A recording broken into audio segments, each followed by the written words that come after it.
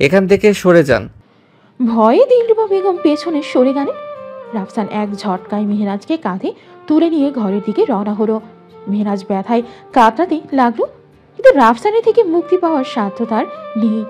পেছনে পড়ে রইল রক্তাক্ত তুহিন, নেথর, অচেতন। আর মেহরাজের হৃদয় বিদীর্ণ চিৎকার বাতাসে মিলিয়ে গেল। তুহিন! রাফসানের প্রতিশোধ, তুহিনের অচেতন দেহ, মেহরাজের অসহায়তা, সব মিলিয়ে যেন এক শ্বাসরুদ্ধকর পরিস্থিতি। ভালোবাসা, অধিকার আর প্রতিশোধের এই জটিল আবর্তে জড়িয়ে পড়েছে তারা তিনজন। রাফসান মেহরাজকে রুমে এনে বিছানায় ছুঁড়ে ফেলল। মেহরাজ ব্যথায় আর আতঙ্কে শিউরে উঠল। ওর গানে আঘাতের চিহ্ন লাল বর্ণ ধারণ করেছে। চোখে অশ্রু আর ব্যথায় কাতরানো মুখে ওর প্রতিবাদ থেমে গেল না। আপনি একটা সাইকো। আপনার মতো মানসিক বিকারগ্রস্ত মানুষ আগে দেখিনি। আপনি একটা অমানুষ, পশুর থেকে অধম। রাফসানের চোখ দুটো রাগে লাল হয়ে উঠেছে, চোয়ালের পেশিগুলো শক্ত হয়ে আছে। চোখ জোড়ার ওর অদ্ভুত আগুনের ঝলক, মুখের প্রতিটি রেখায় হিংস্রতা স্পষ্ট। ও দাঁত খিচিয়ে গর্জে উঠল। চুপ! তোর এত বড় স্পর্ধা আমার সাথে এভাবে কথা বলিস? রাফসানের ধমক ওকে থামাতে পারল না। ওর দৃষ্টি দৃঢ়, কণ্ঠে ভয়ের লেশমাত্র নেই। হ্যাঁ, স্পর্ধা আছে, কারণ আমি সত্যি বলছি। আপনার মতো মানসিক বিকারগ্রস্তের সাথে কথা বলা পাপ। আপনি মনে করেন আপনার হিংস্রতা দিয়ে আমাকে ভয় দেখাবেন? ভুল ভাবছেন রাফসান মির্জা। আমি মরে যাব, তবু আপনার অন্যায়ের কাছে মাথা নত করব না। রাফসান এক হাত দিয়ে মেহরাজের চিবুকটা শক্ত করে ধরে এমনভাবে তাকালো যেন এই মুহূর্তে আগুনের শিখা ওর চোখ দিয়ে বেরিয়ে আসবে। তুই এত সাহস কোথা থেকে পেলি? তুই কি ভুলে যাচ্ছিস তুই রাফসান মির্জার বউ? তোর জীবন, তোর শ্বাস প্রশ্বাস সব আমার অধীনে চলবে। তুই কি ভেবেছিলি তুহিনের সাথে তোর এই রঙ্গলীলা আমি সব মেনে নেব? আজই হবে তোর নাগরের জীবনের শেষ দিন। খুব রাফসানের মুখে এমন একটা কথা মেহনাজ শুনে একেবারে থমকে গেল। স্বামী হয়ে বউয়ের প্রতি এমন নৃশংস কথা আর তুহিনের করুণ পরিণতির কথা ভেবে ওর চোখে জল টলমল করে উঠল। চোখের জলটুকু বাহিরে আসতে পড়ার আগেই মেহরাজ দ্রুত গতিতে তা মুছে নিল। ভেতরের কষ্টটাকে প্রকাণ্ড এক ঢোক গিরে ভেতরেই ধামাচাপা দিয়ে দিল। কণ্ঠে প্রগাঢ় দৃঢ়তা এনে বলল, আপনার মতো একজন নিচু মানসিকতার মানুষের কাছ থেকে এর থেকে বেশি আর কিছুই আশা করা যায় না। আপনার যত রাগ আমার ওপরে, তাহলে কেন শুধু শুধু ওই নির্দোষ মানুষটাকে কষ্ট দিচ্ছেন? আপনার কাছে আমি করো হাত জোর করে অনুরোধ করছি, আপনি তুহিনকে ছেড়ে দিন। ও ছাড়া যে আমার মামার অবলম্বন বলতে আর কেউ নেই। ওকে ছেড়ে দিন প্লিজ। মেহরাজের মুখ থেকে তুহিনের নাম শুনেই রাফসানের চোখ দুটো তীব্র দহনে জ্বলে উঠল। ওর সমস্ত শরীর ক্রোধে কাঁপতে লাগলো। এক ঝটকায় মেহরাজকে বিছানায় চেপে ধরল, মুখটা একদম কাছে এনে ফিসফিস করে বলল, দরদ না তোর ওই তুহিনের জন্য? খুব ভালোবাসি ওকে, তাই না? মেহরাজ কিয়ৎক্ষণ নিশ্চুপ হয়ে রইল। পরক্ষণে ওর মুখশ্রী দৃঢ়তায় পরিপূর্ণ হয়ে উঠল। ও রাফসানের চোখের দিকে চেয়ে চেঁচিয়ে উঠল, হ্যাঁ হ্যাঁ হ্যাঁ, আমি তুহিনকে ভালোবাসি, ভালোবাসি, ভালোবাসি, আর অনেক বেশি ভালোবাসি। আপনি আমাকে যত কষ্ট দেবেন ততই বেশি ওকে আরো বেশি করে ভালোবাসবো। রাফসান এই কথা শুনে এক মুহূর্ত থমকে গেল। ওর চোখে অবিশ্বাস, ওর হাত আলগা হয়ে গেল, মুখটা ফ্যাকাশে হয়ে গেল। ও যেন নিজের কানকেই বিশ্বাস করতে পারছে না। ও কোশমিন কালেও ভাবতে পারেনি মেহনাজের মুখ থেকে এমন একটা কথা উচ্চারিত হবে। ধীরে ধীরে উঠে দাঁড়ালো রাফসান। চোখের পলকের শূন্যতা ফুটে উঠল। ও এক পা পেছনে সরে গিয়ে কাপা কণ্ঠে বলল, তুই তুই সত্যি তুহিনকে ভালোবাসিস? আমি যাই করি না কেন তোর মন একটু বদলাবে না? মেহরাজ উঠে ঠোঁট জোড়া চেপে দৃঢ় কণ্ঠে বলল, ভালোবাসা জোর করে পাওয়া যায় না রাফসান মির্জা। আপনি আমার হৃদয় জয় করতে পারবেন না। তুহিন আমাকে সম্মান করত, আমাকে বুঝতো। আর আপনি আপনি তো শুধুমাত্র আমাকে কষ্ট দেওয়ার জন্য বিয়ে করেছেন। তাই আপনার মতো একজন নিষ্ঠুর স্বামীর থেকে ওর মতো একজন প্রেমিক পুরুষ অনেক ভালো। মেহনাজের প্রত্যেকটা কথা রাফসানের বুকে ভেতর গিয়ে আঘাত করল। একরাশ কষ্ট আর যন্ত্রণায় ওর কলিজাটা ছিঁড়ে যাচ্ছে। প্রবল এক ঝড় বয়ে যাচ্ছে ওর অন্তরিক্ষে। ওর চোখে অশ্রু জমে উঠল, কিন্তু ও সেটা লুকিয়ে রাখতে দৃঢ় গতিতে শটান করে উঠে দাঁড়ালো। হঠাৎ করেই রাফসানের ভেতরে এক অজানা ক্রোধ জেগে উঠল। হৃদয়ে জমে থাকা সমস্ত কষ্ট, যন্ত্রণা, অভিমানের স্রোত যেন তছনছ করে দিল তার বিবেক বুদ্ধি। এই মুহূর্তে সমস্ত মানবিকতা ভুলে গেল সে। চোখে জলজল রাগ, চোয়ালের পেশি শক্ত হয়ে উঠল। হঠাৎ করে কোমর থেকে প্যান্টের বেল্ট খুলে নিয়ে হিংস্র বুনো পশুর মতো মেহরাজের দিকে ঝাঁপিয়ে পড়ল। বেল্ট দিয়ে বেধড়ক মারতে শুরু করলো মেহরাজকে। প্রত্যেকটা আঘাতে মেহরাজ কাতরাতে লাগলো। ওর মুখ ব্যথায় বিকৃত হয়ে গেল। তবু মেহরাজের ঠোঁট থেকে একটা আর্তনাদ বের হলো না। চোখে অসহ্য যন্ত্রণা, কিন্তু দৃষ্টিতে তীব্র ঘৃণার অবজ্ঞা স্পষ্ট। মেহরাজের এই অদম্য সাহস যেন রাফসানের সমস্ত অহংকারকে ভেঙে চুরমার করে দিচ্ছে। রাফসান ক্ষুব্ধতার অনলে চেঁচিয়ে উঠল, চিৎকার কর, বল তুই তুহিনকে ভালোবাসিস না, বল, না হলে আজ তোকে মেরেই ফেলবো। রাফসান পাগলের মতো চিৎকার করছে, হাতের বেল্ট দিয়ে আঘাত করে যাচ্ছে একের পর এক। মেহরাজের শরীর থরথর করে কাঁপছে, ব্যথায় নিঃশেষ হয়ে যাচ্ছে, কিন্তু মুখ দিয়ে একটা শব্দও বের হচ্ছে না। শুধু চোখে অদ্ভুত দৃঢ়তার, ঠোঁটের কোণে তুচ্ছ তা ভরা এক চিলতে হাসি। মেরে ফেলুন আমাকে, কিন্তু তারপরেও আমার মন আপনাকে দেব না। আমার ভালোবাসা আমার কাছে পবিত্র, সেটা আপনি আপনার হিংস্রতা দিয়ে আদায় করতে পারবেন না। মেহরাজের এই তাচ্ছিল্য ভরা কথা রাফসানের হৃদয়ে বিদ্ধ হলো তীক্ষ্ণ তীরের মতো। অমানসিক যন্ত্রণায় ওর হৃদয় ফেটে যাচ্ছে, কিন্তু মুখে কঠিনতা নিয়ে আরেকবার আঘাত করতে গেল। হঠাৎ হাত থেমে গেল, হাত থেকে বেলটা পড়ে গেল মাটিতে। অবিশ্বাসে মেহরাজের মুখের দিকে তাকিয়ে রইল কিছুক্ষণ, তারপর দৃষ্টিতে অদ্ভুত এক শূন্যতা নিয়ে পেছনে সরে গেল। মেহরাজ নিস্তেজ শরীরে মেঝেতে লুটিয়ে পড়ল। শরীরের অসহ্য ব্যথা উপেক্ষা করে ওর চোখের কোণ বেয়ে অশ্রু গড়িয়ে পড়ল, কিন্তু সেই অশ্রুতে হাড়ের বেদনা নেই, আছে জয়ের আত্মবিশ্বাস। ও আজ জয়ী হয়েছে, নিজের আত্মসম্মানকে অটুট রেখে। হঠাৎ দরজায় ধাক্কার শব্দ হলো। রাফসান আস্তে করে দরজাটা খুলে দাঁড়ালো। দরজার ওই প্রান্তে থাকা ফারুক নামের একজন হড়বড় গতিতে বলে উঠল, স্যার, তুহিনের অবস্থা খুবই খারাপ, ওকে হাসপাতালে নিতে হয়েছে, প্রাণের শঙ্কা রয়েছে। রাফসানের ঠোঁটের কোণে এক বাঁকা পৈশাচিক হাসি ফুটে উঠল। ওইদিকে মেহরাজ কথাটা শোনা মাত্রই মুহূর্তেই পাথর হয়ে গেল। ভেতরটা কেঁপে উঠল ওর গলা শুকিয়ে গেল। মেহরাজের ওর আঘাত সংবলিত ক্ষতবিক্ষত দেহটা নিয়ে বিছানা থেকে আস্তে আস্তে উঠে দাঁড়ালো। চেঁচিয়ে উঠল সরু কণ্ঠে, না, তুহিনের কিচ্ছু হতে পারে না। মেহরাজ ছুটে যেতে চাইল, কিন্তু রাফসান এক ঝটকায় ওকে পেছন থেকে জাপটে ধরে আটকে ফেলল।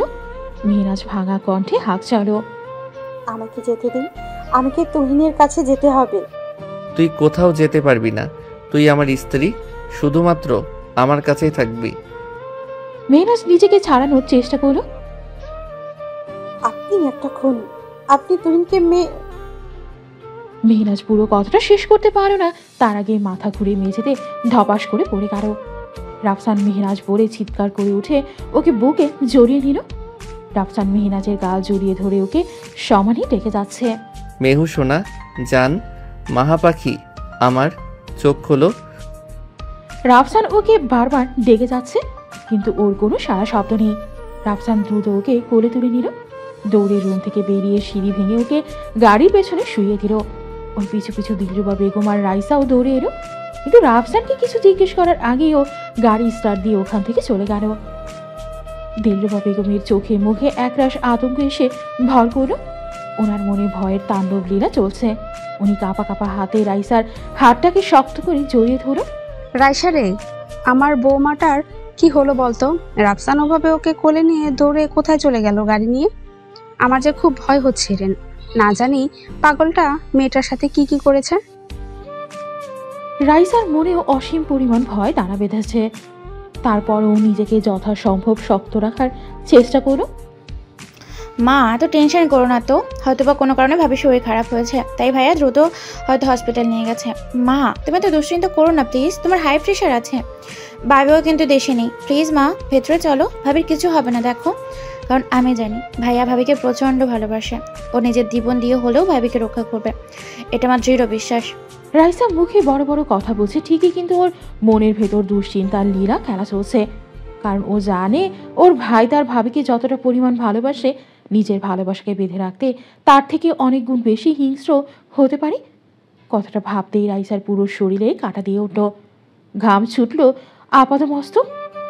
কিন্তু এই মুহূর্তে ওর কিছুই করার নেই, শুধুমাত্র অপেক্ষার প্রহর গোনা ছাড়া।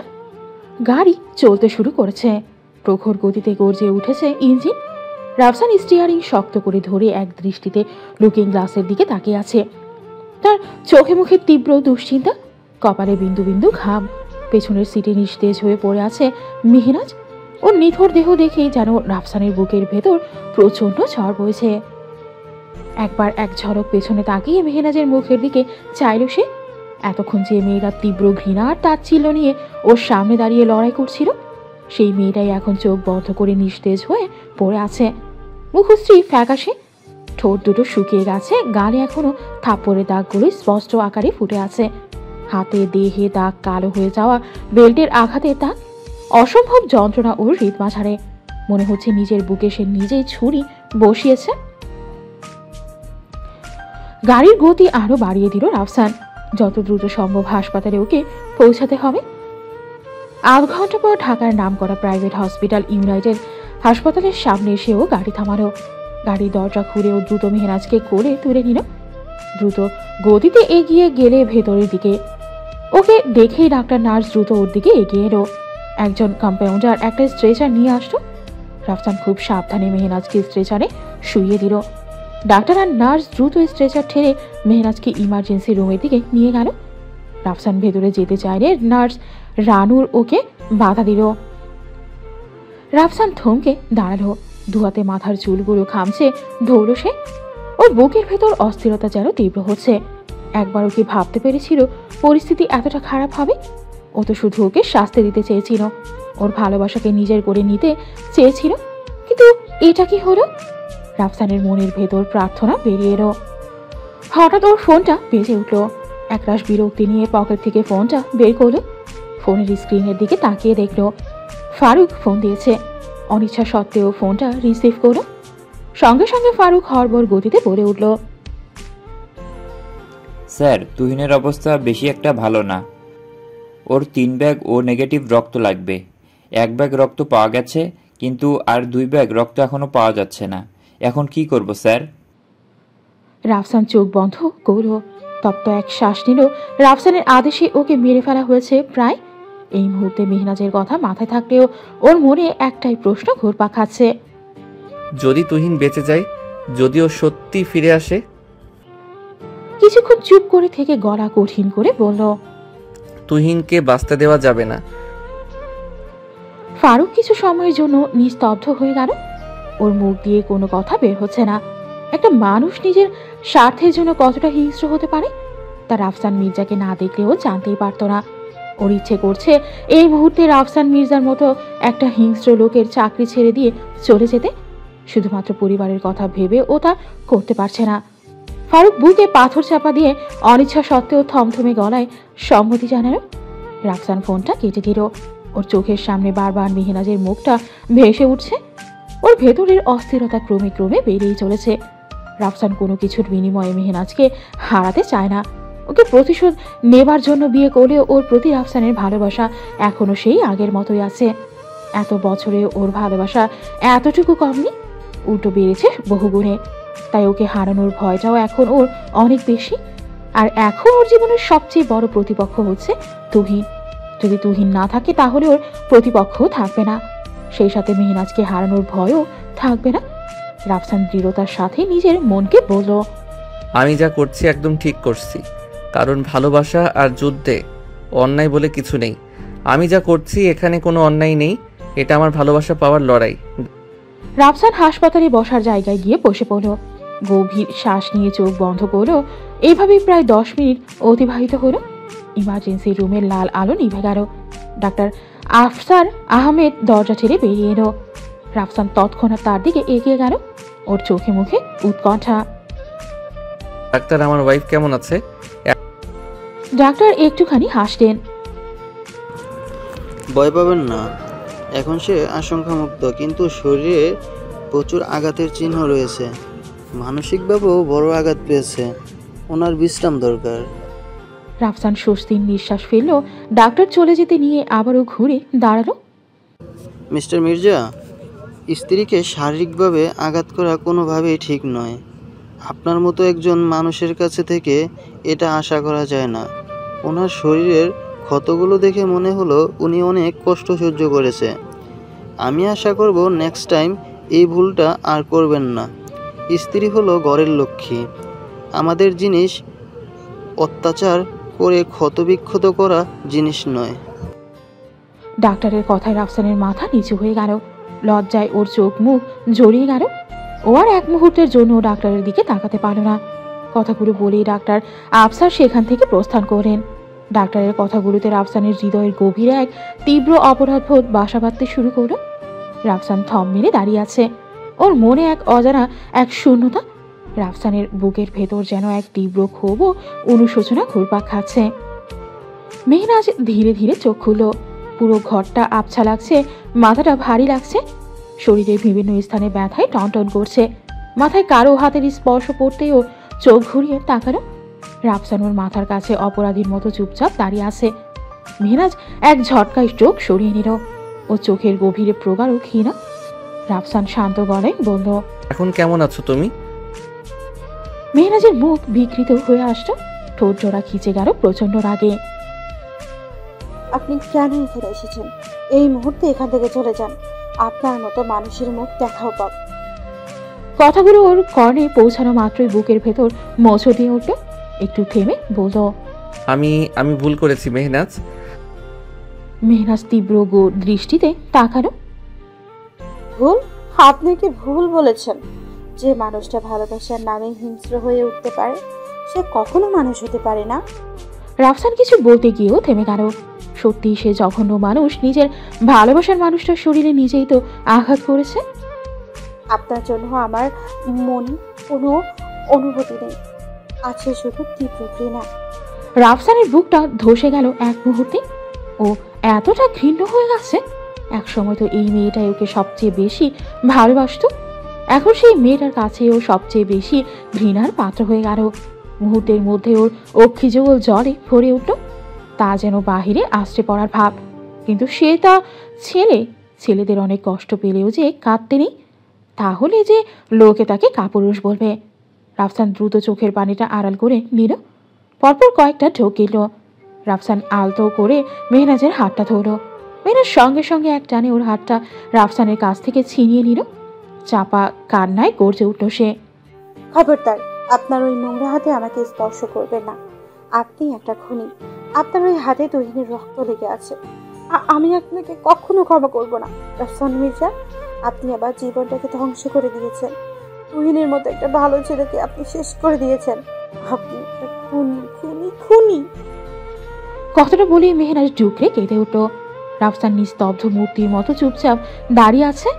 ওর মনে আজ বিশাল এক প্রশ্ন। ও কি জয়ী হলো? না, আজ সে চূড়ান্তভাবে হেরে গেল। কারণ সে তার ভালোবাসার মানুষকে ঘৃণায় রূপান্তরিত করেছে। এক নারীর ভালোবাসাকে এক নিমিষেই ধ্বংস করেছে। সে কি আসলেই ভালোবাসতে জানে, নাকি শুধু ধ্বংস করতেই জানে? রাফসান মেহনাজকে কিছু বলতে যাচ্ছিল, সঙ্গে সঙ্গে মেহনাজ ওর হাতের স্যালাইনের ক্যানোলাটা টেনে ধরল। আপনি যদি আর এক মুহূর্ত এই রুমে থাকেন তাহলে আমি এই মুহূর্তে ক্যানোলা টেনে ছিঁড়ে ফেলবো। আপনার চোখের সামনে শেষ করে দেব নিজেকে। কথা শোনা মাত্রই রাফসান আতকে চেঁচিয়ে উঠল।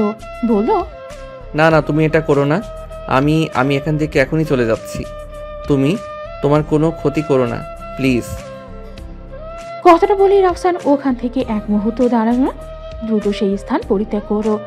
মেহনাজের চোখের কার্নিশ বেয়ে অঝরে নোনা পানি ঝরে পড়ছে। কেন আমার জীবনটা এমন হলো? কি দোষ করেছিলাম আমি? কেন তুমি সেদিন আমাকে ছেড়ে চলে গিয়েছিলে? তাহলে তো আজ আমার জীবনটা এমন হতো না। রাফসান মির্জার মতো একটা হিংস্র লোক আমার জীবনে আসতে পারতো না। আমি তো একটু একটু করে এই বিয়েটা মেনে নেওয়ার চেষ্টা করছিলাম। ভেবেছিলাম মেয়েদের জীবনে তো একবারই বিয়ে হয়, জীবনটাকে না হয় একবার গুছিয়ে দেখি কি হয়। কিন্তু রাফসান মির্জা কারো জীবনে ঠাঁই পাওয়ার যোগ্যই নয়। আমার পক্ষে ওর মতো মানুষের জীবনে থাকা আর এক মুহূর্তের জন্য সম্ভব নয়। আজকের পর থেকে ওর আর আমার রাস্তা সারা জীবনের জন্য আলাদা হয়ে যাবে। নিজেকে সারা জীবনের জন্য মুক্ত করে দেব এই হিংস্রতার বাহুডোরে থেকে। আর এটাই এখন আমার একমাত্র লক্ষ্য। মাহফুজুর রহমান সেন্ট্রাল মেমোরিয়াল হসপিটালের অপারেশন থিয়েটারের বাইরে পায়চারি করছে। শাহানা বেগম মাটিতে বসে হাউমাউ করে কাঁদছে। আমার ছেলেটা কার কি এমন ক্ষতি করেছে যে এইভাবে ওকে মারলো? আমি মা হয়ে অভিশাপ দিচ্ছি, তার কোনো দিন ভালো হবে না। ওই পাষণ্ড যেভাবে আমার ছেলেকে কষ্ট দিয়েছে তার চেয়েও দ্বিগুণ বেশি কষ্ট পাবে। কথাটা বলতে বলতেই উনি আরো জোরে জোরে কেঁদে উঠলেন। মাহফুজুর রহমান স্ত্রীকে দুই পাশে জড়িয়ে ধরে উঠিয়ে চেয়ারে বসালেন। স্ত্রীর মাথাটা নিজের বুকের সাথে জড়িয়ে নিলেন। কেঁদো না শাহানা, আর কেঁদো না। এবার যে তোমার শরীর খারাপ করবে। আমি জীবনে কখনো কারো ক্ষতি করিনি। আমার বিশ্বাস আমার ছেলের কোনো ক্ষতি হবে না। দেখলে না কিভাবে হঠাৎ করে একটা মেয়ে এসে আমাদের ছেলেটাকে রক্ত দিয়ে এগিয়ে এলো। ও আবার আগের মতো সুস্থ হয়ে উঠবে। একটু নিজেকে শান্ত করো। আমার ছেলেটার অপারেশনের রুমে মৃত্যুর সঙ্গে পাঞ্জা লড়ছে, আর তুমি আমাকে শান্ত হতে বলছো? ও ছাড়া যে আমার জীবনের কোনো অবলম্বন নেই। ওর কিছু হয়ে গেলে আমি কি নিয়ে বাঁচবো বলো? মাহফুজুর রহমান শাহানা বেগমকে কি বলে সান্ত্বনা দেবেন উনি নিজেই বুঝতে পারছেন না। কারণ তার যে বুকের ভেতরটা ফেটে চৌচির হয়ে যাচ্ছে। সন্তানের রক্তাক্ত চেহারা একটা পিতার মনে যে কতটা কষ্ট দেয় সেটা সে পিতা ছাড়া আর কেউ বোঝে না। তার স্ত্রীর মতো তারও ইচ্ছে করছে এই জালিমটাকে অভিশাপ দিতে, কিন্তু কেন যেন পারছে না। যতবারই অভিশাপ দিতে চাইছে ততবারই যেন কোনো একটা অজানা টান তাকে আটকে দিচ্ছে, কিন্তু কেন আটকে দিচ্ছে সে তা নিজেও জানে না। হঠাৎ অপারেশন থিয়েটারে দরজা খোলার শব্দ এলো। শাহানা বেগম দ্রুত দৌড়ে ডাক্তারের কাছে গেলেন। আমার ছেলে কেমন আছে ডক্টর সাহেব? ডাক্তার মুরাদ চোখ থেকে চশমাটা খুলে নিলেন, কিছুটা দীর্ঘশ্বাস ফেলে বললেন, সঠিক সময়ে রক্ত দেওয়া গেছে ঠিকই, কিন্তু সে এখনও পুরোপুরি আশঙ্কামুক্ত নয়। ওকে এখনও মিনিমাম 72 ঘন্টা অবজারভেশনে রাখতে হবে। ওর জন্য বেশি বেশি করে দোয়া করুন যাতে ও সুস্থ হতে পারে। কথাগুলো বলেই ডক্টর মুরাদ সেখান থেকে চলে গেল। শাহানা বেগম তুহিন বলে চিৎকার দিয়ে উঠলেন। মাহফুজুর রহমান দ্রুত স্ত্রীকে তার বাহুবন্ধনে আবদ্ধ করলেন। শাহানা স্বামীর পাঞ্জাবির কলার খামচে ধরে কেঁদে যাচ্ছে। মাহফুজুর রহমান ঠোঁট চেপে কান্না আটকানোর চেষ্টা করছে, কিন্তু সে যে পিতা হাজার চেষ্টা করলেও কি আর চোখ সেই চেষ্টার বাঁধ বাঁধতে চায়? উনি না চাইতেও অঝরে ওনার চোখ দিয়ে পানি ঝরতে শুরু করলো, কিন্তু সেটা ওনার স্ত্রী দেখার আগেই দ্রুত হাতে চোখ জোড়া মুছে নিলেন। কারণ এই মুহূর্তে ওনাকে শক্ত থাকতে হবে, কারণ এখন ওনাদের পাশে ওনারা দুইজন ছাড়া আর কেউ নেই। ওনার ভাগ্নিটা থাকলে হয়তো বাবার এই দুর্দিনে নিজের সবটুকু দিয়ে ঝাঁপিয়ে পড়তো। এই জন্যই হয়তো বা লোকে বলে কারো মনে কষ্ট দিতে নেই। ওনার স্ত্রী যেভাবে একটা এতিম মেয়ের মনে দিনের পর দিন কষ্ট দিয়েছে, হয়তোবা সেই কষ্টটাই তার বুকে তীর হয়ে ফিরে এসেছে। এটা হয়তোবা তার স্ত্রীর কর্মেরই ফল। এদিকে রাইসা কয়েক ঘন্টা ধরে রাফসানের ফোনে ক দিয়ে যাচ্ছে। ও কম করে হলেও রাফসানের ফোনে 500টার বেশি ফোন দিয়েছে, কিন্তু একটাও কল রাফসান রিসিভ করছে না। টেনশনের রাইসার ঘাম ছুটে যাচ্ছে, হাতে পায়ে আতঙ্কে ভূমিকম্প নামার অবস্থা। দিলরুবা বেগমের প্রেশার হাই হয়ে গেছে। রাইসা ওনাকে কোনো রকমে একটা ঔষধ খাইয়ে দিয়ে আপাতত ঘুম পাড়িয়ে রেখেছে। রাইসার মাথা কাজ করছে না এই মুহূর্তে সে কি করবে। রাইসা আর উপায় না পেয়ে সে তার বাবাইকে অফিসের মাধ্যমে অনেক আগেই ফ্যাক্স করে এখানকার সমস্ত ব্যাপার জানিয়েছে। হয়তোবা কাল ভোরের মধ্যেই তার বাবাই ঢাকায় এসে পৌঁছাবে, কিন্তু এই কয়েক ঘন্টা সে কিভাবে তার মাকে সামলাবে সেটাই বুঝে উঠতে পারছে না। রাইসার প্রচন্ড রকমের মাথা ঘুরছে। ও একটু আগে একজন অজ্ঞাতনামা ব্যক্তিকে 2 ব্যাগ রক্ত দিয়ে বাড়িতে ফিরেছে। এর মধ্যে প্রচন্ড টেনশন। সেই দুপুর থেকে এই পর্যন্ত না খাওয়া, তার উপর 2 ব্যাগ রক্ত দেয়া, সব মিলিয়ে তার শরীরটা যেন আর সায় দিতে চাইছে না। রাইসা ওর মায়ের রুমে রাখা চেয়ারে গাটা এড়িয়ে দিল। সঙ্গে সঙ্গে ওর শরীরটা একদম নিস্তেজ হয়ে গেল। চোখ দুটো আপনা আপনি লেগে এলো। মুহূর্তের মধ্যেও পুরোপুরি তলিয়ে গেল ঘুমের রাজ্যে। রাফসান চেয়ারে হাতের উপর মাথা ভর দিয়ে বসে আছে। ওর মনে এক অস্থির ঝড় চলছে। চোখের কোণে জমে উঠেছে একরাশ বিষণ্ণতা। সেটা কোনো কিছু দিয়ে ঢেকে রাখা সম্ভব নয়।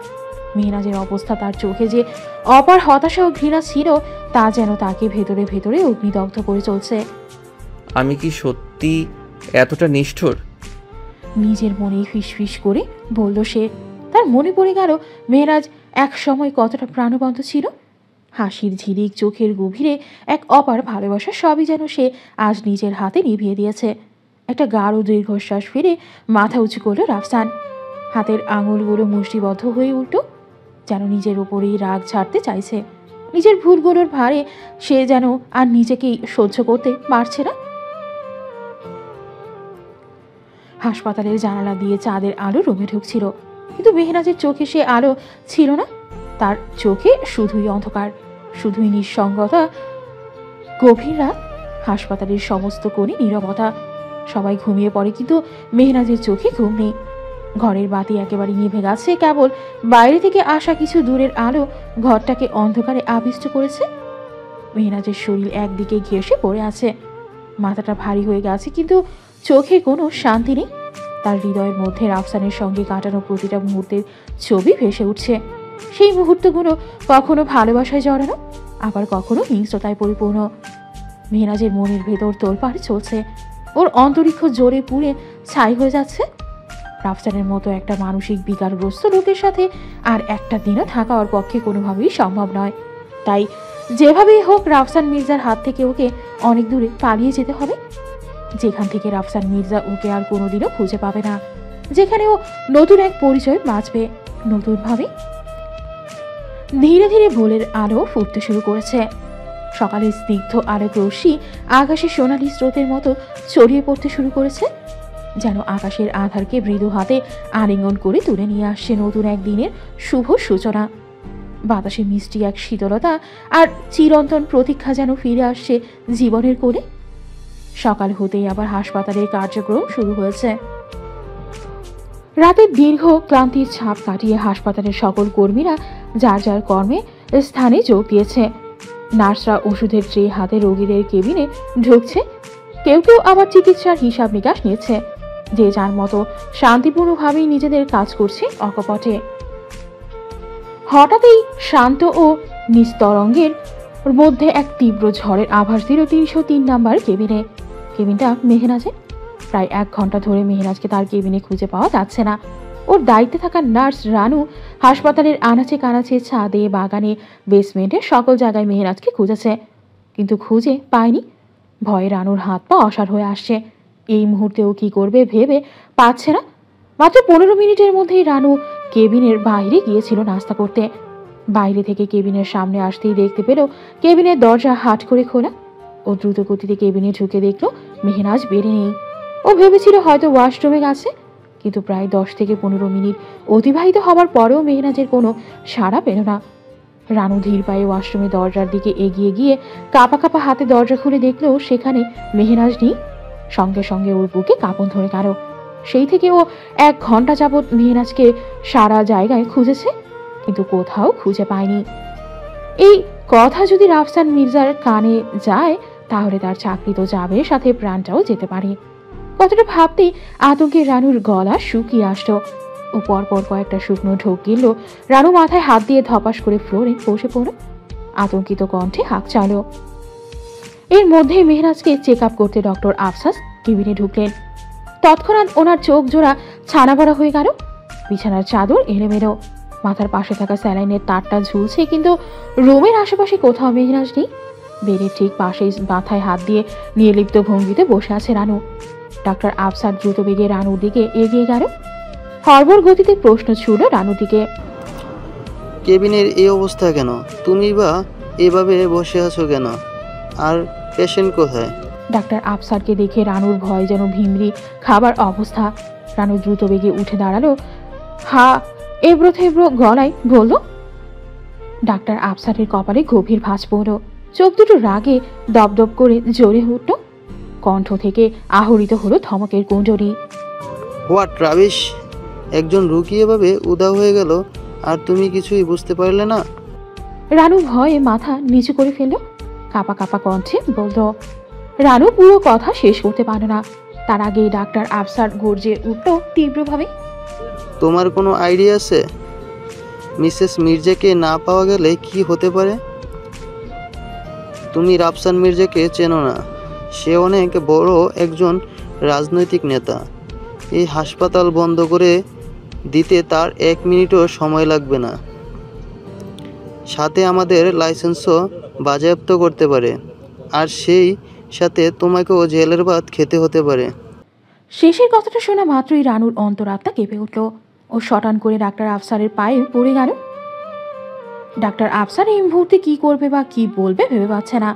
উনি দাঁত চিবিয়ে বলল, আমি এখন মহা বিপদে, তোমাকে কিভাবে বাঁচাবো? কথা বলে ডাক্তার আফসার অনেকটা জোরপূর্বক রানুর কাছ থেকে নিজের পা ছাড়িয়ে নিয়ে চলে গেল। রানু ওখানেই বসে বিলাপ দিয়ে কাঁদতে শুরু করলো। কথাগুলো বলতে বলতে রানুর কান্নার বেগ আরো বেড়ে গেল। ও সামান্য একটু ভুলের জন্য অনেক বড় এক বিপদে সে হাজির হলো ওদের মাথার উপর। ওর আরও একটু সতর্ক থাকা উচিত ছিল, তাহলে হয়তো ওদের কাউকে আজকের এই বিপদের সম্মুখীন হতে হতো না। না জানি ওর সাথে কি ঘুরতে চলেছে, সেই অজানা আতঙ্কে ওর অন্তরিক্ষ জড়িয়ে এলো। ভয়ে চোখ মুখ ফ্যাকাশে বড় ধারণ করল। রানুর মাথার ভেতর একের পর এক অন্ধকার শঙ্কা এসে ভিড় জমাচ্ছে। হাসপাতাল কর্তৃপক্ষ মেহরাজের মিসিং হবার খবর চাপিয়ে রাখার চেষ্টা করলেও তা চাপিয়ে রাখতে পারল না। আগুনের বেগে হু হু করে কথাটা ছড়িয়ে পড়ল পুরো হাসপাতালে। সবার মুখে মুখে একটাই কথা, বিশিষ্ট রাজনীতিবিদ রাফসান মির্জার স্ত্রী ডাক্তারদের গাফিলতির কারণে হাসপাতাল থেকে মিসিং হয়েছে। শুধু এই কথাটা এখনো পর্যন্ত রাফসানের কানে গিয়ে পৌঁছায়নি, কারণ ও হাসপাতাল থেকে কিছুটা দূরে একটা কফি শপে বসে আছে। গতকাল থেকে এই পর্যন্ত না খাওয়া, রাতে 1 বিন্দু পরিমাণ ঘুম হয়নি। অতিরিক্ত পরিমাণ টেনশন আর দৌড়ঝাঁপে শরীরটা ওর আর সায় দিতে চাইছে না। তাই কিছুটা ক্লান্তি দূর করার জন্য কফি শপে এসেছে 1 কাপ ব্ল্যাক কফি খেয়ে শরীরের ক্লান্তিটাকে কিছুটা নিবারণ করার প্রয়াসে। ওর হাতে ধরা একটা ব্ল্যাক কফি কাপ, চোখের কোণে গভীর ক্লান্তি আর মন জুড়ে একরাশ দ্বন্দ্ব হতাশা। রাফসান কফির কাপ মগে চুমুক দিতে যাবে, ঠিক তখনই ফোনটা বেজে উঠল। ও ফোন রিসিভ করতে ওপাশ থেকে তড়িঘড়ি করে নোমান বলে উঠল, স্যার, ম্যাডামকে হসপিটালের কোথাও খুঁজে পাওয়া যাচ্ছে না, ওনার কেবিন ফাঁকা। কথাটা রাফসানের কর্ণকুহরে প্রবেশ করা মাত্রই ওর শরীরের সমস্ত রক্ত যেন জমে গেল। কি বললে? ওর কণ্ঠে এমন একটা তীব্রতা ছিল যে ফোনের ওপাশে থাকা নোমান প্রগাঢ়ভাবে কেঁপে উঠল। জি জি জি স্যার, কোথাও পাওয়া যাচ্ছে না। রাফসান মুহূর্তেই উঠে দাঁড়ালো। কফির কাপটা হাত থেকে পড়ে গেল। গরম কফি ছিটকে তার শাড়ে লাগলো, কিন্তু সে তার টেরই পেল না। ওর সারা শরীর তখন উত্তেজনায় থরথর করে কাঁপছে। দমদম করে শক্ত পায়ের আওয়াজ তুলে সে ছুটে গেল কেবিনের দিকে। রাগে গনগনে আগুনে যেন দপদপ করে জ্বলছে ওর চোখে। ওর শরীরে যেন রক্ত টকবক করছে। ওর ভেতর প্রতিহিংসা আর তীব্র ক্রোধ প্রবাহিত হচ্ছে। রাফসান হাসপাতালে ঢুকে সোজা ডাক্তার আফসারের কেবিনের দিকে চলে গেল। তার পায়ের আওয়াজ যেন সমস্ত হাসপাতালকে এক মনে কাঁপিয়ে তুলছিল। রাফসান শক্ত হাতে কলার ধরে উল্টে ফেলল ডাক্তার আফসারকে। আমার স্ত্রী কোথায়? কি দায়িত্ব পালন করছিস তোরা? এতগুলো মানুষের চোখ ফাঁকি দিয়ে ও হাসপাতাল থেকে বেরিয়ে গেল কিভাবে বল? রাফসানের কণ্ঠে ছিল এমন তীব্রতা যা পুরো হাসপাতালের ভেতর প্রতিধ্বনিত হয়ে উঠছে। ও শরীরের শিরাগুলো ফুলে উঠেছে রাগে। আশেপাশে দাঁড়িয়ে থাকা সবাই ভয়ে গা সটকে গেল। ভয়ে ডাক্তার আফসারের শ্বাস আটকে আসছে। তার হাত পা অবশ হবার অবস্থা। ডাক্তার আফসার অনেক কষ্টে চাপা স্বরে আওড়ালো, স্যার স্যার, আমি কিছু জানি না। ডাক্তার আফসার কথা শেষ করার আগেই রাফসান তাকে শোককে ধাক্কা দিয়ে পেছনে ছুঁড়ে ফেলে দিল। ডাক্তার আফসার সজোরে দেয়ালের সাথে ধাক্কা খেল, ধপাস করে বসে পড়ল ফ্লোরে। রাফসান চারপাশে জিনিসপত্র ছুঁড়ে ফেলে ভাঙতে শুরু করল। কাচের গ্লাস, ফাইল, স্যালাইন স্ট্যান্ড সবকিছু একে একে মাটিতে আশ্রে ফেলছে। রাফসানের এই ক্রোধিত রূপ দেখে হাসপাতালের সমস্ত কর্মীরা দূরে দাঁড়িয়ে কাঁপছে। কেউ কিছু বলার সাহস পাচ্ছে না। ওর চোখে আগুন জ্বলছে আর শরীরের ভেতর প্রতিহিংসা যা সারা হাসপাতালে ছড়িয়ে পড়েছে। রাফসান রাগে একটা কাচের গ্লাস শরীরের সমস্ত শক্তি দিয়ে হাতের মুঠোয় চেপে ধরল। গ্লাসটা মুহূর্তের মধ্যেই ভেঙে গিয়ে ওর হাতের বিভিন্ন জায়গায় গেঁথে গেল। সঙ্গে সঙ্গে ওর হাত দিয়ে গল গল করে রক্ত প্রবাহিত হওয়া শুরু করলো। রক্ত হাত দিয়ে গড়িয়ে টপ টপ করে ফ্লোরে পড়ছে। ও ওর দুইজন দেহরক্ষী ওর দিকে এগিয়ে আসতে পা বাড়ালো। তৎক্ষণাৎ রাফসান ওদেরকে আঙুলের ইশারায় দূরে সরে যেতে বলল। ওরা আর এক পাও আগানোর সাহস পেল না। হঠাৎ একটা হাত ওর কেটে যাওয়া রক্তাক্ত হাতটাকে চেপে ধরল। তার কণ্ঠ থেকে আহরিত হলো সরু আওয়াজ। এই সব পাগলামির মানে কি রাফসান? কণ্ঠস্বরটা ওর কানে পৌঁছানো মাত্রই ওর চোয়াল শক্ত হয়ে এলো। ওর রাগ বেড়ে গেল আরো কয়েক ধাপ। এক ঝটকায় তার কাছ থেকে সরিয়ে নিল নিজের হাত। চোখ মুখ নিচে তাকালো তার পাশে দণ্ডায়মান ব্যক্তিটার দিকে। সঙ্গে সঙ্গে ওর চোখে ঘৃণার মেরিন ফুটে উঠল, কারণ এই ব্যক্তিটাকে রাফসান অসম্ভব রকমের ঘৃণা করে। ওর সামনে দণ্ডায়মান ব্যক্তিটা আর কেউ নয়, ওর বাবা আফতাব মির্জা। রাফসান মুখ ক্ষুব্ধতার অনলে চেঁচিয়ে উঠল। আপনার সাহস কি করে হয় আমার হাত ধরার? আপনার স্পর্শ তো দূরের কথা, আপনার ছায়াটাকেও আমি ঘৃণা করি মিস্টার আফতাব পাটোয়ারি। রাফসানের কথাগুলো তার শ্রবণ ইন্দ্রিয় মেনে নিতে পারলেও ওনার মন কিছুতেই মেনে নিতে পারছে না। আর সেই সাথে পাটোয়ারি পদবিটাও। এই পদবিটা কার সে আরও 10 বছর আগেই কবর দিয়ে দিয়েছে। নতুন করে এই পদবিটা তার মনে প্রবল ঝড়ের সঞ্চার করছে। আফতাব মির্জা আশেপাশে চোখে ঘুরিয়ে দেখলেন সবাই জড়ো হয়ে ওনাকে কৌতূহলী দৃষ্টিতে দেখছে। হয়তো সবাই ভাবছে বাবা ছেলের সম্পর্ক এমন কেন। হয়তো এও ভাবছে মির্জা হঠাৎ পাটোয়ারি হলো কিভাবে। আফতাব মির্জা উপরের দিকে তাকিয়ে এক তপ্ত নিঃশ্বাস ফেললেন, চোখ জোড়া বন্ধ করলেন কিয়ৎক্ষণের জন্য। হঠাৎ তার চোখের সামনে ভেসে উঠল একটা মৃত্যু পথযাত্রী ব্যক্তির মুখ। তার আর্তনাদ, তার আকুতি মিনতি। আফতাব মির্জা আর সহ্য করতে পারলেন না। চোখ মেলে তাকালেন দ্রুত বেগে। সামনে তাকিয়ে দেখলেন সেখানে রাফসান নেই। উনি এই দিকেও ওদিক হন্তদন্ত চোখ বোলালেন, কিন্তু রাফসানকে কোথাও দেখতে পেলেন না। আফতাব মির্জা গাঢ় স্বরে হাঁক চালেন, রাফসান, রাফসান, কই তুমি? রাগের মাথায় নিজের কোনো ক্ষতি করো, কোনো ভুলভাল সিদ্ধান্ত নিও না। কিন্তু আশেপাশে থেকে কোনো সাড়া আসলো না। উনি বুঝতে পারলেন রাফসান এখানে আশেপাশে কোথাও নেই। ওনার অন্তরিক্ষে প্রচন্ড ভীতিতের ঝড় বয়ে যাচ্ছে। অনুশোচনার তাণ্ডব চলছে তার মন গহীনে। আমাকে তুই ক্ষমা করে দিস। আমি তোকে দেওয়া কথা রাখতে পারছি না, সুন্দর করে গুছিয়ে রাখতে পারছি না। তোর আমানতকে আমি ওয়াদা বরখেলাপকারী, আমি জঘন্যতম ব্যক্তি, আমি অদম অদম অদম। কথাগুলো বলতে বলতেই উনি হাঁটু গেড়ে কান্নায় ভেঙে পড়ল। কেউ একজন ওনার কাঁধে হাত রাখলো আহত করে। স্যার, আপনি এই পৃথিবীর শ্রেষ্ঠ বাবা আর শ্রেষ্ঠ ওয়াদা রক্ষাকারী। পরিচিত কণ্ঠস্বরে আফতাব মির্জা ঘাড় ঘুরিয়ে তাকালো তার দিকে। ওনার পাশে ফারুক দাঁড়িয়ে আছে। ফারুকই মূলত আফতাব মির্জাকে হাসপাতালের লোকেশন দিয়েছে। সে ওনাদের পুরনো আর বিশ্বস্ত লোক। ফারুক ওনাকে 2 হাতে আঁকড়ে ধরল, বসা থেকে আস্তে আস্তে উঠিয়ে দাঁড় করালো, ভেজা কণ্ঠে আওড়ালো, স্যার, কেউ না জানুক, আমি জানি আপনি কে আর কেমন মানুষ। সেই 15 বছর ধরে আপনাদের সাথে আছি। শুধুমাত্র আপনার মুখের দিকে তাকিয়ে আমি এখন পর্যন্ত ছোট স্যারের শত অন্যায় মুখ বুজে সহ্য করে আসছি, কিন্তু আজকে আর সহ্য হচ্ছে না স্যার। আমি আজ প্রতিবাদ করবই। এই বলে ফারুক গটগট করে পা বাড়ালো। তৎক্ষণাৎ আফতাব মির্জা তার হাত চেপে ধরল। না ফারুক ভাই, ওকে ওর মতে থাকতে দাও। আমি কথা দিয়েছি রাফসানকে কখনো কষ্ট পেতে দেব না। কিন্তু স্যার, ছোট স্যার যে দিন দিন বেপরোয়া হয়ে যাচ্ছেন, আমি যে আর এইসব দেখতে পারছি না স্যার। ওনাকে এখনই শাসন করা দরকার, তা না হলে ভবিষ্যতে আরও খারাপ কিছু হতে পারে। আফতাব মির্জা হালকা হাসলেন। ওনার কণ্ঠে ভর করল তুমুল আত্মবিশ্বাস। ও আমার ছেলে ফারুক ভাই, ছেলে বিপদে পড়বে, আজ বাবা হয়ে আমি তা সহ্য করব, সেটা তুমি কি করে ভাবলে? আফতাব মির্জার কথা শুনে ফারুক ধ্যানমগ্ন হয়ে হাঁ করে তার দিকে তাকিয়ে আছে। একটা মানুষ কত ভালো হলে অন্যের জন্য এতটা ভাবতে পারে। সত্যি ভালো মানুষ এখনো পৃথিবীতে আছে বলেই পৃথিবীটা এখনো এত সুন্দর। আফতাব মির্জার ডাকে তার ধ্যান ভাঙল। ফারুক ভাই, দাঁড়িয়ে থেকো না, গিয়ে দেখো আমার পাগল ছেলেটা কোথাও গেছে, দ্রুত ওর সঙ্গে নাও যাও। ফারুক হালকা করে মাথা নাড়িয়ে চলে গেল। আফতাব মির্জা ছোট করে একটা নিঃশ্বাস ছাড়েন। উপরের দিকে তাকিয়ে সুপ্ত কণ্ঠে বললেন, রাফসান আর রাইসা ওর আমার সন্তান, আমি ওদের বাবা ছিলাম, আছি আর সারা জীবন থাকবো। কথাটা বলে উনি নিজেকে সম্পূর্ণরূপে সামনে নিয়ে সেখান থেকে প্রস্থান করলেন।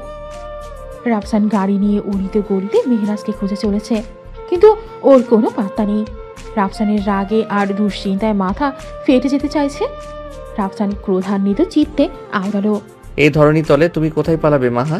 আমি তোমাকে খুঁজে বের করবই। রাফসান ওর মোবাইলটা বের করলো, দ্রুত কয়েকটা নম্বরে ফোন করলো। এখনই সমস্ত রাস্তায় খোঁজ চালাও, bus station, rail station, airport, সব জায়গায় লোক লাগাও, এমনকি শহরের একটা অলি গলিও যেন বাদ না যায়।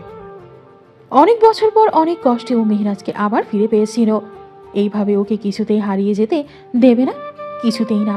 পৃথিবীর যে কোনো প্রান্তে থাকুক না কেন, সে তাকে ফিরিয়ে আনবেই। ওর চোখের সামনে সেই অগ্নিদগ্ধ মুহূর্তগুলো ফুটে উঠছে। কত অবহেলা, কত কষ্ট দিয়েছে সে মেহরাজকে। সেই মুহূর্তে গুলো ভাবতে ওর হৃদয়টা ফেটে চৌচির হয়ে যাচ্ছে। চোখের কার্নিশ বেয়ে অঝরে নোনা জল গড়িয়ে পড়ছে। হৃদয়ে তোলপাড় চলছে তীব্র গতিতে, যা একমাত্র মেহনাজ নেভাতে পারবে। রাফসানের মনের ভেতর জেগে উঠল এক জ্বলন্ত প্রতিজ্ঞা, আমার ভালোবাসা, আমার অধিকার এত সহজে আমি হাতছাড়া করব না, কিছুতেই না মাহা পাখি। অন্যদিকে মেহনাজ ছুটছে এক অনিশ্চিত গন্তব্যের দিকে। তার হৃদয় জুড়ে একটাই চিন্তা, এই দুঃসহ জীবন থেকে মুক্তি চায়। সে জানে না কতটা পথ চলতে হবে, কোথায় আশ্রয় নিতে হবে, শুধু জানে তাকে রাফসানের নাগালের বাইরে যেতে হবে। শহরের কোলাহল থেকে অনেক দূরে কোন এক অপরিচিত স্থানে পৌঁছাতে চায় সে। রাস্তার ধারে একটা বাস থামলো। হুড়োহুড়ির মধ্যে সে উঠে পড়ল। কোথায় যাচ্ছে জানে না, শুধু জানে এই শহরের জায়গা তাকে আর ধরে রাখতে পারবে না। বাসের জানালা দিয়ে বাইরে তাকিয়ে দেখে শহরের আলো পেছনে ফেলে সে এগিয়ে চলেছে। কিন্তু তার বুকের ভেতরে এক অজানা ভয়, রাফসানকে এত সহজেই তাকে ছেড়ে দেবে। মেহনাজ এক দৃষ্টিতে তাকিয়ে আছে বাসের জানালার দিকে। শহরের অন্ধকার রাস্তা ধীরে ধীরে ম্লান হয়ে যাচ্ছিল, কিন্তু তার মন যেন এক অন্ধকার গহ্বরে ডুবে যাচ্ছিল। সারা শরীরে উত্তেজনা, ভয় আর হতাশা যেন একসঙ্গে চাপিয়ে বসেছিল। তার হৃদয়ে চেপে বসেছিল একটাই প্রশ্ন, যতটা দূরে যাবে রাফসান কি তার পেছনে ছুটবে? তার সমস্ত ভয়, সমস্ত ঘৃণা মিশে গিয়েছিল সেই এক মুহূর্তে। মেহরাজের চোখ জোড়া নোনা জলে পরিপূর্ণ হয়ে উঠল। সে নিজের মনে ফিসফিসিয়ে উঠল, বিয়ে যখন করেছিলে কেন আমাকে এত কষ্ট দিলে? কেন এত অবহেলা করলে? কেন একটু ভালোবাসতে পারলে না? কেন কেন? কিন্তু এর কোনো উত্তর তার মন থেকে আহরিত হলো না। একটা চাপা ব্যথা অনুভব হচ্ছে ওর মন গহীনে। বাস আস্তে আস্তে শহরের বাইরে চলে গেল। মেহনাজ চোখ বন্ধ করে নিল। তার মনে হচ্ছে যেন সে একেবারে অচেনা এক পৃথিবীতে চলে এসেছে, যেখানে সবকিছু নতুন, কিন্তু তার ভেতরে যে তীব্র অস্থিরতা, তা যেন কিছুতেই শেষ হচ্ছে না। সময়ের প্রবাহ এগিয়ে চলেছে তার নিজস্ব গতিতে। সেকেন্ড, মিনিট, ঘন্টা পেরিয়ে চলে গেছে প্রায় 10 থেকে 12 ঘন্টা। দিন ঘুরিয়ে সন্ধ্যার আবরণ গাঢ় হতে হতে রাত নেমে এসেছে, অথচ মেহনাজের কোনো খোঁজ নেই। রাফসানের মনে হচ্ছে যেন এই দীর্ঘ সময়ের প্রতিটি মুহূর্ত তার ধৈর্যের পরীক্ষা নিচ্ছে। রাফসানের নাওয়া খাওয়া সব বন্ধ। আসলে এই মুহূর্তে খাওয়া জিনিসটাও সম্পূর্ণরূপে ভুলেই গেছে। পেটকে খাওয়া থেকে দূরে রাখা গেলেও গাড়ির ইঞ্জিন তো আর সেটা বোঝে না। তেল ছাড়া এক দ্বন্দ্ব নড়তে নারাজ। এই পর্যন্ত গাড়িতে তেল ভরতে হয়েছে 4 বারের মতো। এই মুহূর্তে রাফসানের গাড়ি তেলের পাম্পে স্থির হয়ে দাঁড়িয়ে আছে, কিন্তু রাফসানের মনে স্থিরতা নেই। ওর ধৈর্যের বাঁধ ভাঙার উপক্রম। রাফসানের চোখ জোড়া রক্তিম হয়ে উঠেছে। ওর কাটা স্থানের রক্ত শুকিয়ে গিয়েছে, কিন্তু ক্ষত স্থানটা ব্যথায় টনটন করছে। তবে মেহরাজকে হারানোর ব্যথার থেকে এই ব্যথা কিছুই না। ওর বুকের ভেতরে একটাই অগ্নিস্পদ জ্বলছে। তুমি আমার, শুধুই আমার মাহা। তোমার কোনো অধিকার নেই আমাকে ছেড়ে যাওয়ার। রাফসান ওর ফোনটা বের করলো, একটা নাম্বারে ডায়াল করে কানে চেপে ধরলো। ওই প্রান্ত থেকে ফোন রিসিভ করতেই রাফসান হুঙ্কার ছাড়লো, তোমরা কি করছো? এখনো কোনো খোঁজ পেলে না? Bus stand, train station, launch terminal, সব জায়গায় লোক লাগিয়েছি, তবু কোনো খবর নেই কেন? ও পাশ থেকে মিজান কাঁপা কাঁপা স্বরে বলল, স্যার আমরা চেষ্টা করছি, তবে ম্যাডাম অনেক বুদ্ধিমান। উনি মোবাইল বন্ধ করে রেখেছেন, তাই কোনো ট্র্যাকিং সিগন্যালও নেই। বেশি কথা না বলে নিজেদের বুদ্ধিটাকে কাজে লাগাও, ওকে? এই বলে রাফসান এক ঝটকায় ফোনটা কেটে দিল। ওর অন্তরিক্ষে অসহ্য যন্ত্রণার করাঘাতে ছিন্ন ভিন্ন হয়ে যাচ্ছে। রাফসানের চোখের সামনে ভেসে উঠছে মেয়েরাজকে অবহেলা আর কষ্ট দেওয়ার সেই সকল মুহূর্তগুলো যখন করেছে দিয়েছে। মেহনাজ ওর কাছে থাকতে গুরুত্ব দেয়নি। আজ নিদারুণ অভিমান বুকে চেপে ও দূরে চলে গেছে। রাফসানের বুকের ভেতর হাহাকার করছে। এই যন্ত্রণার অনুভূতিও আগে কখনো পায়নি। রাফসান নিজের মনে বিড়বিড় করে বলল, তুমি যেখানেই থাকো না কেন মাহা, তোমাকে আমি খুঁজে বের করবই। তুমি আমার আছো, আমার ছিলে, আর সারা জীবন আমারই থাকবে। রাফসানের গাড়ি আবারও ছোটা শুরু করল। 4 চাকা ছুটে চলেছে অবিরামভাবে। যার গন্তব্য কোথায় শেষ হবে তা অজানা। মেহরাজ বাসের সিটে পিঠে ঠেস দিয়ে বসে আছে। শরীরটা ওর প্রচন্ড রকমের দুর্বল। ক্যানোলা লাগানো হাতটা ফুলে উঠেছে নিদারুণভাবে।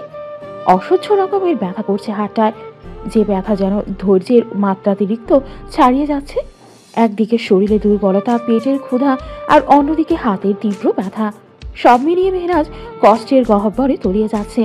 তবুও দাঁতের দাঁত চেপে সবটা সহ্য করার চেষ্টা করছে, কারণ ও এখন এক অজানা গন্তব্যের দিকে ধাবমান। এই গন্তব্যের শেষ পর্যন্ত তাকে কষ্ট করে হলেও টিকে থাকতেই হবে। বাসটা শহরের শেষ প্রান্ত পেরিয়ে গ্রামের পথে ঢুকেছে। আধার রাত নেমে এসেছে চারপাশে। জানালার বাইরে তাকিয়ে নিঃশব্দে কেঁদে উঠল মেহরাজ। ওর চোখের সামনে ভেসে উঠল রাফসানের মুখ, সেই কঠিন নিষ্ঠুর নির্মম মুখটা। মেহরাজ জানালার বাইরে তাকিয়ে নিঃশব্দে কেঁদে উঠল। নিজের মনেই ফিসফিসিয়ে বলল, আর কোনোদিনও যেন এই নির্দয় পুরুষটা আমার জীবনে না আসে। সারা জীবনের জন্য আমি ওর বাহুডোর থেকে নিস্তার চাই। বাস এক ঝাঁকুনি দিয়েই থেমে গেল। মেহরাজ চমকে উঠল। যাত্রীরা ওঠানামা করছে। বাইরে ঘুটঘুটে অন্ধকার। হালকা কুয়াশা জমতে শুরু করেছে। দূরে একটা চায়ের দোকান আলোর রেখা ছড়িয়ে রেখেছে। মেহরাজের মাথা ভার হয়ে আছে। সে জানে না কোথায় যাচ্ছে, কেন যাচ্ছে। শুধু জানে এই শহর থেকে পালিয়ে যেতে হবে, কারণ এই শহরের প্রতিটি ইট, প্রতিটি গলি তাকে মনে করিয়ে দেবে রাফসানকে। কিন্তু মেহরাজ জানে রাফসান কোনোভাবেই হাল ছাড়ার মানুষ নয়। সে যত দূরেই যাক না কেন, সে জানে ওর ভালোবাসার বাহুডোরে বাধা পড়ার হাতছানি আসবে খুব শীঘ্রই। মেহরাজ দ্রুত নিজেকে সামনে নিল, মন শক্ত করে বলল, না না, আমাকে ভয় পেলে চলবে না, নিজেকে নতুনভাবে তৈরি করতে হবে। মেহরাজ চোখ বন্ধ করে ফেলল। মনে মনে প্রতিজ্ঞা করলো সে আর ভেঙে পড়বে না। সে আর একবারও রাফসানের ধ্বংসাত্মক ভালোবাসার শিকার হবে না। সেই সব অবহেলা আর কষ্টের মুহূর্তগুলো তাকে ভুলে যেতেই হবে। সে এক নতুন পৃথিবী তৈরি করবে, যেখানে তার স্বপ্ন আর ইচ্ছা শক্তি থাকবে। নিজের মনের মধ্যে এক অদম্য শক্তি জাগ্রত করে ও এক অজানা সাহসী নিজের গন্তব্যের দিকে এগিয়ে চলল, যেখানে কোনো পুরনো স্মৃতি তাকে আটকাতে পারবে না। রাত 10টা। বাসার সব লাইট বন্ধ করে শুধু রাইসার রুমের লাইট চলছে। ওর মা নিশ্চুপ শুয়ে এখনো গভীর নিদ্রায় আচ্ছন্ন হয়ে আছে। রাইসা ফের রাফসানের নাম্বারে ডায়াল করল। না, এখনো বন্ধ। প্রচন্ড রাগে ওর পুরো শরীর কাঁপছে। ফোনটাকে বিছানায় ছুড়ে দিয়ে জানালার পাশে গিয়ে দাঁড়ালো। ঠিক তখনই নিচে গাড়ির শব্দ পেলেও হুট করে রাইসা জানালা দিয়ে তাকিয়ে দেখে একটা কালো গাড়ি ধীরে ধীরে বাড়ির সামনে এসে থামলো। ওর বুক ধক করে উঠল। এই সময় কে আসতে পারে? বাবাই নাকি ওর ভাই? রাইসা দরজা খুলে বাইরে তাকাতেই দেখতে পেল গাড়ির দরজা খুলে তার বাবাই নামছেন। দীর্ঘ সফরের ক্লান্তি তার চেহারায় স্পষ্ট। রাইসা দৌড়ে গিয়ে ওর বাবাইকে জড়িয়ে ধরল। বাবাই, তুমি এসেছো? আফতাব মির্জা ওর মাথায় হাত রাখলেন। চোখে মুখে চিন্তার ছাপ স্পষ্ট। মা কেমন আছে? ভালো না বাবাই, ভাইয়ার টেনশনে প্রেশার অনেক হাই হয়ে গিয়েছে। আমি অনেক চেষ্টায় ঘুম পাড়িয়েছি, কিন্তু বাবাই ভাইয়া কোথায়? ওর সাথে কি তোমার কথা হয়েছে? বাবা। আফতাব মির্জা রাইসার কথার কোনো উত্তর দিলেন না, কথা ঘুরিয়ে নিলেন। আমি তোমার মায়ের রুমে যাচ্ছি, আমার জন্য এক গ্লাস পানি নিয়ে আসো তো। রাইসা বাবার গম্ভীর মুখ দেখে আর কিছু না বলে ভেতরে গেল। তার বুকের ভেতর অস্থিরতা যেন ক্রমশ বেড়ে চলেছে। বাবার ইচ্ছা করে কি এড়িয়ে যাচ্ছেন, নাকি এমন কিছু ঘটেছে যা এখন বলা সম্ভব নয়। পানি নিয়ে মায়ের রুমের সামনে এসে দেখলো বাবাই মায়ের কপালে হাত রাখছেন। রাইসা ধীর পায়ে এগিয়ে গিয়ে ওর বাবার পাশে দাঁড়ালো, গ্লাসটা বাড়িয়ে দিয়ে ফিস ফিস করে বলল, ভাই প্লিজ কিছু লুকিও না, ভাইয়া কোথায়? আফতাব মির্জা পানিটা খেয়ে গ্লাসটা রাইসার দিকে বাড়িয়ে দিল। আফতাব মির্জা মেয়ের মুখের দিকে তাকিয়ে রইলেন কিয়ৎক্ষণ। ওনার মেয়ের শুকিয়ে যাওয়া মুখটা ওর মনের ভেতর জ্বর তুলছে।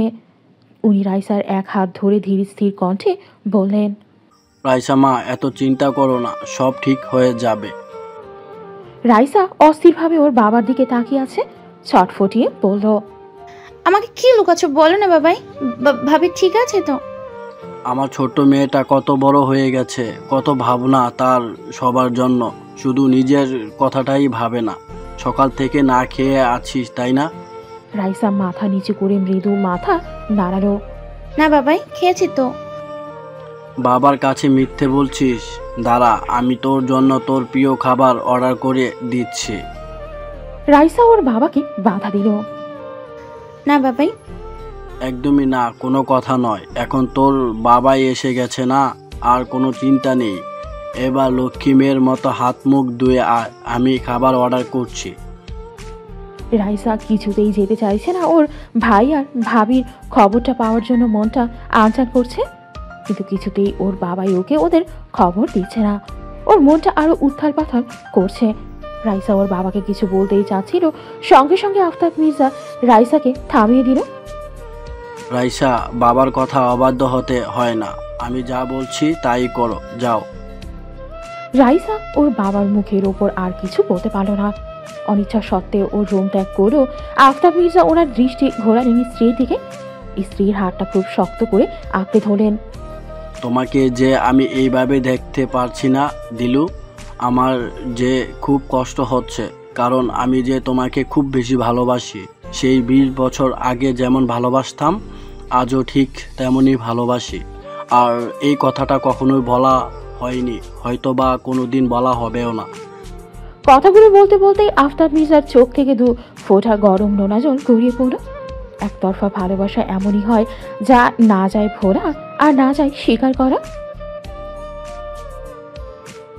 আফতাব মির্জার ভালোবাসাটাও হয়তো সারা জীবন একতরফাই রয়ে যাবে। রাত 12টা। শহরের সকল স্থান আর অলিগলিতে খোঁজ চালানোর পর শেষ ভরসা হিসেবেই রাফসান গাবতলী বাস স্ট্যান্ডে এসে গাড়ি দাঁড় করালো। ও গাড়ি থেকে নেমে ফোনের গ্যালারি থেকে মেহনাজের ছবিটা বের করলো। তারপর এগিয়ে গেল কাউন্টারের দিকে। কাউন্টারে বসে থাকা ম্যানেজারকে মেহনাজের ছবিটা দেখালো। এক্সকিউজ মি, এই মেয়েটাকে কি আশেপাশে দেখেছেন কোথাও? কাউন্টারের ম্যানেজার শিপন ভালো করে মেহনাজের ছবিটা দেখে তড়িৎ গতিতে বলে উঠল, হ্যাঁ, ওনাকে তো শেষবার এই বাস স্ট্যান্ডে দেখা গেছে। রাফসান প্রশান্তির এক নিঃশ্বাস ফেলল। ম্যানেজার শিপন বাসের তালিকা দেখে বলল, বাসটা যশোর বেনাপোলে যাবে, প্রায় রাত 2টো নাগাদ মাওয়াঘাট পৌঁছাবে। যশোর বেনাপোলের নাম রাফসানের বুকের মধ্যে কম্পন শুরু হলো, কারণ ওইদিকে মেহনাজের দূর সম্পর্কের এক মামা ফিরোজ আহমেদ থাকে। আর মেহনাজ যদি একবার ওনার কাছে পৌঁছে যায়, তাহলে ও বর্ডার পার হয়ে ইন্ডিয়া চলে যাবে, কারণ ওনার বর্ডারের লোকজনের সাথে ভালো চেনা জানা আছে। কথাগুলো ভাবতেই রাফসানের মনে একরাশ আতঙ্ক এসে ভর করলো। ও আর এক মুহূর্তও দেরি না করে গাড়িতে উঠে গাড়ি স্টার্ট দিল। গন্তব্য যেখানে মেহনাজ আছে সেখানে ঠিক করেই হোক মেহনাজকে ওকে আটকাতেই হবে। এটা হলো ওর ভালোবাসার আর অধিকার ফিরে পাওয়ার লড়াই। রাত গভীর হয়ে আসছে, গাড়ি ছুটে চলেছে তুখুর বেগে। মেহনাজ গাড়ি চালানোর সাথে মাথা ঠেকিয়ে চোখ বন্ধ করে আছে। বাইরে থেকে আসা স্নিগ্ধ শীতল বাতাসে অর্জুনগুলো উঠছে। বাতাসের ঠান্ডা ছোঁয়ায় ওর ছিপছিপে পাতলা শরীরটা দূরে দূরে উঠছে। এই স্নিগ্ধ বাতাসের ছোঁয়া ওর মন গহীনে পৌঁছাতে পারছে না, কারণ ওর মন অবসাদে ভেঙে পড়েছে। পাশের জানালার পাশে মাথা রেখে চোখ বন্ধ করতেই একে একে পুরনো স্মৃতি আঘাত আনছে ওর মনে। সেই প্রথম দেখা, প্রথম ঝগড়া, বিয়ে, রাফসানের প্রথম স্পর্শ, আর তারপর সেই নির্মম বাস্তবতা। ওর চোখ জোড়া ক্রমশ ঝাপসা হয়ে আসছে। ক্লান্ত শরীর আর অবসন্ন মন সবকিছুই তাকে এক অনিশ্চিত গন্তব্যের দিকে টেনে নিয়ে যাচ্ছে। বাস নদীর পার ছুঁয়ে যাচ্ছে। কুয়াশাচ্ছন্ন পথ যেন এক অজানা গল্পের সাক্ষী। মেহনাজ জানে না এই পথ তাকে কোথায় নিয়ে যাবে। সে শুধু জানে ফিরে যাওয়ার আর কোনো উপায় নেই। হাতের ব্যথাটা এখন অসহ্য লাগছে। ফুলে যাওয়া কবজিটা একটু নাড়ালেই কেঁপে উঠছে ব্যথার সুতীব্র তরঙ্গে। চোখের কোণে জমে ওঠা জলটুকু মুছে ফেলে সে নিজেকে বোঝানোর চেষ্টা করল, কষ্ট সবই ক্ষণস্থায়ী, সময় বদলাবে, ব্যথা কমবে, কিন্তু হৃদয়ের গভীরে যে ক্ষত, সেটা কি কখনো শুকাবে? কথাগুলো ভাবতে ভাবতেই মেহনাজ চোখ জোড়া বন্ধ করল। ক্লান্ত শরীরে রক্ষী জোগলে মুহূর্তেই ঘুম এসে ভর করল। তার ক্লান্ত চোখের পাতাগুলো ধীরে ধীরে বন্ধ হয়ে এলো। বুক ভরা অভিমান, দুঃখ আর অনিশ্চয়তা নিয়ে সে গভীর শ্বাস নিল। রাতের নরম বাতাস চুলের আড়ালে দোল খেয়ে গেল, যেন সান্ত্বনা দিতে চায়। নীরবতার কোলে মাথা রেখে ধীরে ধীরে ঘুমের রাজ্যে তলিয়ে গেল মেহনাজ। বহমান নদীর কলকল ধ্বনি, দূরে টিমটিমে আলো, আর শীতল বাতাস তাকে এক অজানা স্বপ্নের দিকে টেনে নিয়ে চলছে, যেখানে হয়তো কোনো ব্যথা নেই, নেই কোনো দুঃসহ অতীত। অন্যদিকে রাফসানের গাড়ির চাকা গড়িয়ে চলছে অন্ধকার পথের বুকে। গাড়ির ভেতর থমথমে নীরবতা, রাগ, উৎকণ্ঠা আর অধিকারবোধ একসঙ্গে কুণ্ডলি পাকিয়ে উঠছে তার মনে। ওর মনে শুধু একটাই প্রতিজ্ঞার স্ফুরণ, মেহনাজ ওর কাছ থেকে দূরে যেতে চাইলেও তার ভালোবাসার বাহুটা ছিন্ন করে যেতে পারবে না। রাফসানের হাত শক্ত হয়ে এলো স্টিয়ারিং এর ওপর। গাড়ির গতি বাড়িয়ে দিল প্রখর গতিতে। রাতের নীরবতা ছিন্ন করে গাড়ির ইঞ্জিনের গর্জন চারপাশে প্রতিধ্বনিত হলো। রাস্তার বাতিগুলো ছায়ার মতো দৌড়াচ্ছে, যেন তারই সাথে পাল্লা দিয়ে ছুটছে। ঠোঁট দুটো শক্ত করে চেপে ধরল রাফসান। তার সময় নেই, এক মুহূর্ত দেরি করার অবসাদ নেই। একবার যদি মেহরাজ বর্ডার পার হয়ে যায়, তবে সে চিরতরে হারিয়ে যাবে, আর সেটা সে কিছুতেই হতে দেবে না। রাফসানের চোখে মুখে তীব্র সংকল্পের ছাপ প্রতীয়মান। রাত 2টা, মাওয়া ঘাট। বাসটা একটা ঝাঁকুনি দিয়ে থামলো। ঝাঁকুনির তাণ্ডবে মেহনাজের ঘুমটা ভেঙে গেল। ও ধরফড়িয়ে স্বাভাবিক হয়ে বসলো। মেহনাজ আশেপাশে তাকিয়ে দেখলো যাত্রীরা একে একে নেমে পড়ছে। কেউ বা গরম চায়ের কাপে চুমুক দিচ্ছে। মেহনাজের চোখে রাজ্যের ক্লান্তি আর ঘুম। তবুও সে সজাগ থাকার প্রয়াস চালাচ্ছে, কারণ একটু অসতর্ক হলেই সব শেষ হয়ে যাবে। শাড়ির আঁচলে মুখটা আটসাট করে ঢেকে আস্তে করে বাস থেকে নামলো। চারপাশটা নিরীক্ষণ করলো সে। কেউ তার পিছু নিচ্ছে কিনা তা বোঝার চেষ্টা করলো। না, এমন কাউকে ওর দৃষ্টিগোচর হলো না। মেহনাজ সামনের দোকানের দিকে হাঁটতে শুরু করলো। খুব ক্ষুধা পেয়েছে ওর, আর থাকতে পারছে না সে। এখন কিছু খাওয়া একান্ত আবশ্যক। মেহনাজ ওর শাড়ির আঁচলে বেঁধে রাখা 500 টাকার শেষ নোটটা বের করলো। ওনার খোঁটে রাখা এটা মেহনাজের ছোটবেলার পুরনো অভ্যাস। আজ এই অভ্যাসটাই ওর সুসময়ের বন্ধু হিসেবে কাজ করলো। মেহনাজ 500 টাকা ভাঙিয়ে একটা রুটি, একটা কলা আর একটা পানির বোতল কিনলো। এদিকে রাফসানের গাড়িও মাওয়া এসে থেমেছে। রাফসান গাড়ি থামিয়ে এক দৌড়ে কাউন্টারের দিকে ছুটল। মুখ থেকে শব্দ বেরোলো কঠিন স্বরে, যশোর বেনাপোলের বাস কি এখানেই থামে? কাউন্টারে এক ব্যক্তি মাথা নেড়ে বললেন। কথাটা শুনেই রাফসানের শরীরের রক্ত যেন টকবক করে উঠল। রাফসান ভ্রু কুঞ্চন মনে মনে বলল, তার মানে মেহনাজ এখানেই কোথাও আছে। রাফসান আর এক মুহূর্তও দেরি না করে সে চারদিকে খুঁজতে শুরু করলো। ওর তীক্ষ্ণ চোখ জোড়া অনেক মানুষের মাঝে পরিচিত মুখটা খুঁজে চলেছে। আশেপাশে মোটামুটি অন্ধকারে ঢাকা, তেমন কিছুই দেখা যাচ্ছে না। পথঘাট শুনশান, শুধু শোনা যাচ্ছে দূর থেকে ভেসে আসা নদীর কলকল ধ্বনি। ওর শ্বাস ভারী হয়ে উঠছে। বুকের ভেতর কেমন একটা অস্থিরতা দানা বাঁধছে। হঠাৎ তার দৃষ্টি পড়ল নদীর পাড়ে দাঁড়িয়ে থাকা এক চাদর ঢাকা অবয়বের দিকে। রাফসানের বুকের ভেতর ধুক করে উঠল। সে কি মেহনাজ? আর এক মুহূর্ত দেরি না করে সে দ্রুত পায়ে সেদিকে এগিয়ে গেল। সজোরে টান মারল বাহু ধরে। চাদরে বিজড়িত ব্যক্তিটা আটকে ঘুরে তাকালো। তাকে দেখে রাফসানের চোখ জোড়া হতাশার গহ্বরে নিমজ্জিত হলো। কারণ সে মেহনাজ ছিল না, অন্য একটা মেয়ে ওর সামনে দাঁড়িয়ে আছে। মেয়েটা ভয়ে চেঁচিয়ে উঠতে উদ্যত হলো। তৎক্ষণাৎ রাফসান ওর সামনে হাত জোর করে বলল, আমি খুবই দুঃখিত। একজনকে ধরতে গিয়ে ভুল করে আপনাকে ধরে ফেলেছি। Sorry, I am extremely sorry. কথাটা বলে রাফসান এলোমেলো পায়ে অন্যদিকে হাঁটা শুরু করলো। মেহনাজ খাওয়া শেষ করে একটু দূরে দাঁড়িয়ে নদীর দিকে তাকিয়ে আছে। নদীর কাছে নীল জলরাশি চাঁদের আলোয় রহস্যময় দেখাচ্ছে। মেহনাজ গভীর শ্বাস নিল, যেন বুক ভরে এই মুক্তির স্বাদ নিতে চাইছে। ও আকাশের দিকে মুখ তুলে তাকালো। আকাশের চারটা বারবার মেঘের আড়ালে লুকাচ্ছে। ঠিক তেমনই তার ভবিষ্যৎ ধোঁয়াশায় ঢাকা। ওর অন্তরের গভীর এক অজানা শঙ্কা গুমড়ে উঠছে। হঠাৎ পেছন যেন কারো উপস্থিতি টের পেল সে। শির দ্বারা বেয়ে ঠান্ডা স্রোত নেমে গেল। ওর মনে হচ্ছে পেছন থেকে একটা তার দিকে ছায়া এগিয়ে আসছে। হঠাৎই বাতাসের নীরবতা বিদীর্ণ করে এক চেনা কণ্ঠস্বর বাসল। এইবার তুমি কোথায় পালাবে? কণ্ঠস্বরটা ওর কর্ণকুহুরে প্রবেশ করা মাত্রই বিদ্যুৎ চমকের মতো ঘুরে দাঁড়ালো মেহনাজ। তার সামনে দণ্ডায়মান ব্যক্তিটাকে দেখে চোখে মেহনাজের চোখ বিস্ময়ে বড় বড় হয়ে গেল। ওর সামনে রাফসান মেরুদণ্ড সোজা করে টান টান হয়ে দাঁড়িয়ে আছে। চোখে তার তীব্র দৃষ্টির ঝলক, মুখে দৃঢ়তার ছাপ, যা মেহনাজের হৃৎপিণ্ড কাঁপিয়ে তুলছে তীব্র বেগে। মেহনাজ কাঁপা কাঁপা গলায় প্রশ্ন ছুড়ল,